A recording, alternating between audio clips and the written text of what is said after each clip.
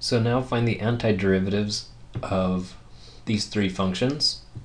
Well, with square root, you can rewrite that as x to the 1/2. Or I could rewrite it as x to the negative 1/2, and that way I don't have a fraction.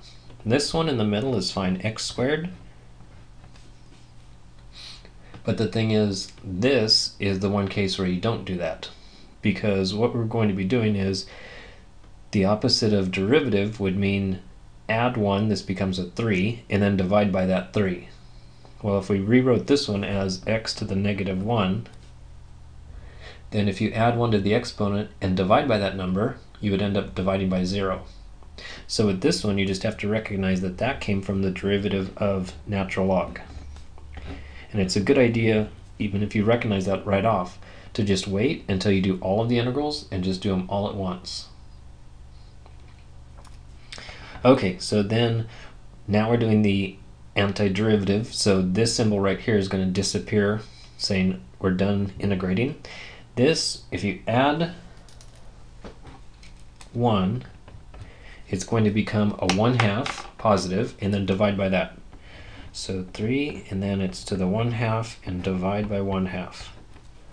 Or if you want to save some time, you could invert and multiply, so multiply by a 2. Or we can do it in the next step.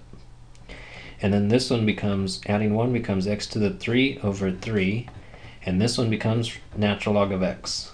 And then there is a constant of integration.